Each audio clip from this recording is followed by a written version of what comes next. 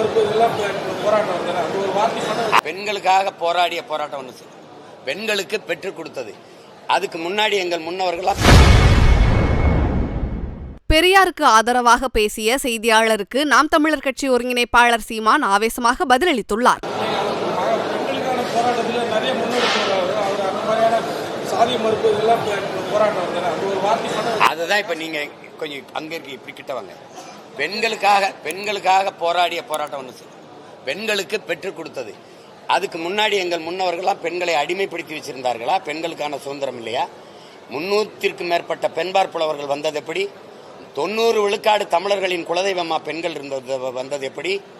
பெண்களையே காப்பிய நாய்களா வச்சு இவ்வளவு காவியங்களை பாடினது எப்படி? சொல்லுங்க. பெண்களுக்காக பெண்களின் உரிமைக்காக இந்த ஆர்ப்பாட்டம், இந்த போராட்டம், அப்படி ஏதாவது பெண்களுக்கு பெற்றுக் கொடுத்த உரிமை நான் சொல்லவா?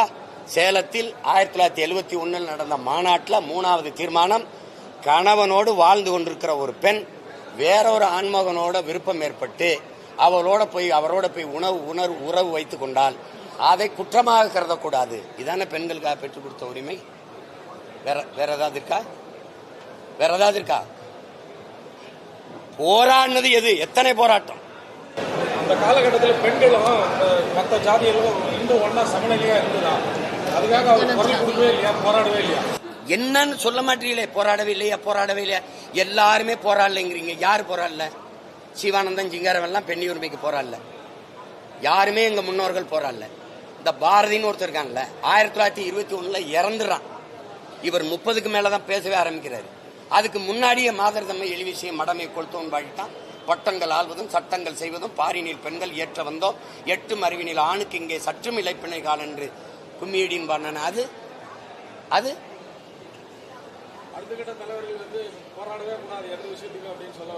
இல்ல நீங்க பெரியார் தான் அப்படின்னா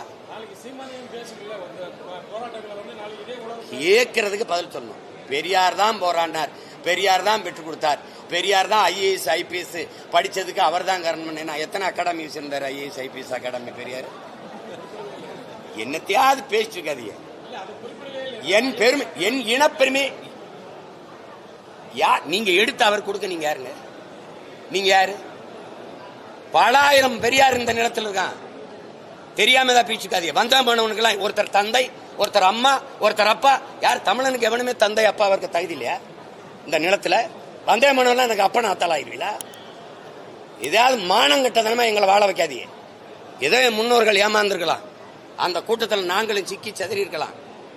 ஒரு விழிப்புணர்வு வரும்போது, எச்சரிக்கை வரும்போது, அது நாங்கள் விழிப்புற்று எழும்போது விட்டுறணும், தடுக்கூடாது. திருப்பி அவர் தான் செஞ்சாரு ஒன்னு நிரூபிக்க முடியுதா? செய்திகளை உள்ளது உள்ளபடி தெரிந்து கொள்ள ரெஃப்ளெக்ட் நியூஸை சப்ஸ்கிரைப் பண்ணுங்க.